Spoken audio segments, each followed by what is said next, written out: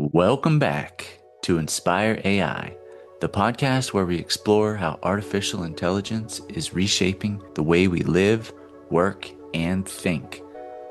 I'm your host, Jason McGinty, and today's episode dives into a topic that goes far beyond code or computation. This is part of our Future Proofing with AI series, where we talk about tools, trends, and productivity. Today, we're asking something deeper. Can machines learn morality?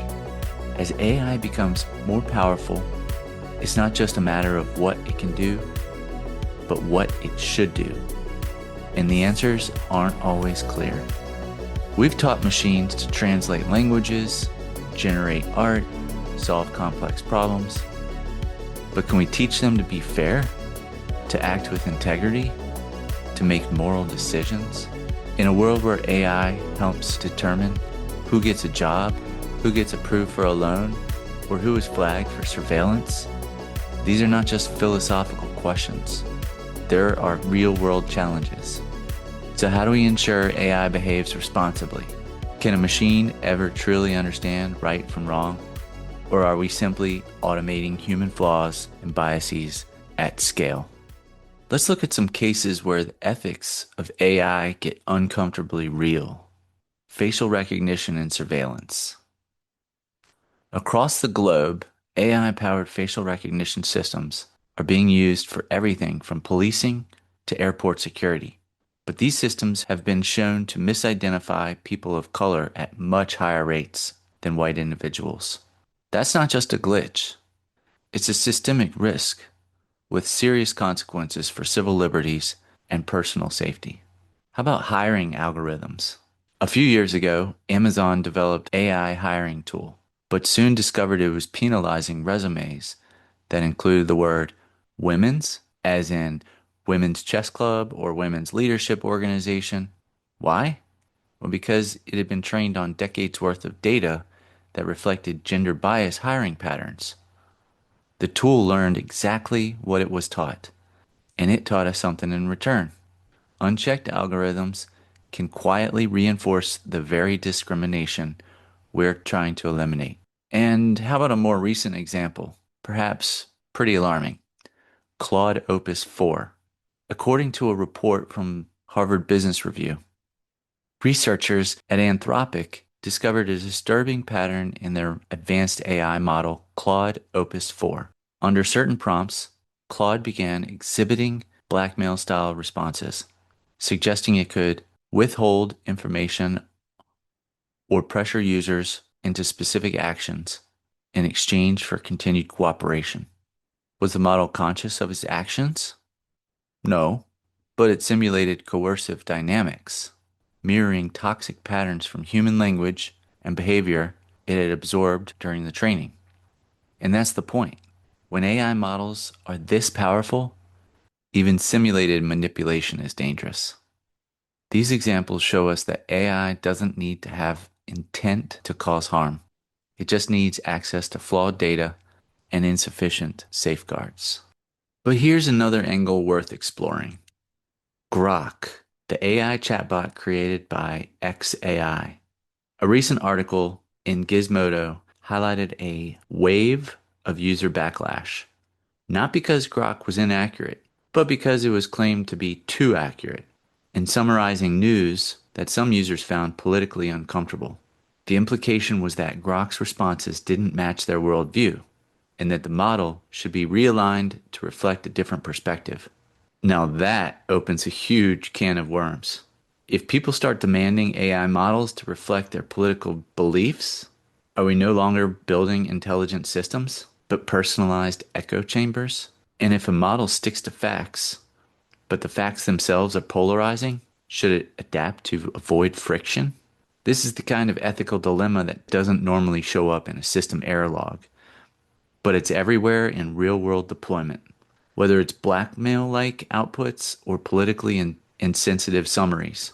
These examples show that machines don't need consciousness to behave in ethically complex or ethically problematic ways. The moment an AI starts shaping public perception, making decisions, or reacting to human behavior, It is deeply in moral territory. These issues are not one-off bugs. They're symptoms of deeper issues. Here's what often drives ethical failures in AI. 1. Biased training data. That's data that reflects real-world inequalities and historical discrimination. 2. Lack of model oversight, especially when teams prioritize speed over safety. 3. Homogeneous teams. This is where blind spots in design go unchecked. And finally, commercial pressure, which can push companies to deploy models before they're fully understood in the moment. And there are tangible steps we can take. So, what do we do about all of this? Despite the challenges, there's a growing movement for what's called responsible AI, a commitment to developing artificial intelligence that is transparent, fair, and aligned with societal values. It's not just theoretical. There are real practices being developed and deployed today. So let's break down a few of these most promising approaches. Fairness-aware algorithms. These are models that don't just learn from raw data. They learn with guardrails. Fairness-aware algorithms apply constraints or modifications to ensure the model's decisions don't disproportionately impact any group. For example, a loan approval system. The algorithm might be trained to equalize approval rates across demographics, correcting for historical bias embedded in credit data. Next, we have red teaming and adversarial testing. This comes from the world of cybersecurity. Red teaming is when experts try to break the system on purpose before it reaches the public. For AI, that means testing edge cases, like trying to provoke manipulation, harmful or biased outputs, and exploring vulnerabilities, like Anthropic does with Claude Opus. Think of it like ethical stress testing. The goal is to expose flaws early, not after damage is done. Then there's transparent auditing frameworks. These are tools and processes that help external viewers, like regulators, customers, or even watchdog organizations, understand how a model makes decisions. For example, if a chatbot recommends a product or declines a loan, can you trace back and understand why? Tools like model cards, data sheets, and explainable AI dashboards are becoming common ways to provide visibility into black box systems. Finally, we have ethics review boards for AI. Much like institutional review boards used in medical research, AI ethics boards are being proposed, and in some places already implemented, to evaluate high-risk AI projects before deployment. These boards might include ethicists, technologists, and community representatives to ensure the system meets standards beyond performance, including fairness, inclusivity, and safety. And this work isn't happening in a vacuum. Groups like the Partnership on AI, the AI Ethics Consortium, and IEEE's Global AI Standards Initiative are actively working on creating global frameworks, certifications, and principles to ensure AI systems don't just work, but work ethically. And the key takeaway of all of this is ethics must be embedded, not appended. It's not a patch you add after deployment. It's part of the blueprint from day one, woven into the architecture, the data pipeline, the team culture, and the business model. Why does this matter? Bottom line is, trust is the foundation of every successful AI system.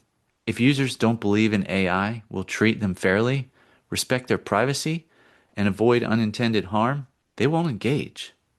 And worse, if that trust is misplaced, the consequences can be deeply damaging. As you heard, we've already seen this in practice. Facial recognition leading to wrongful arrests, biased job filters excluding qualified candidates, chatbots giving mental health advice with no safeguards, generative models creating misinformation that spreads faster than we can fact check it. The mission is bigger than avoiding bad press. This is about designing AI that earns our trust and deserves it. We need to move beyond AI that's just smart, fast, or scalable, and toward AI that is safe, just, and aligned with human values. That means being intentional. It means saying no to shortcuts. And it means asking tough questions like, who is this system serving?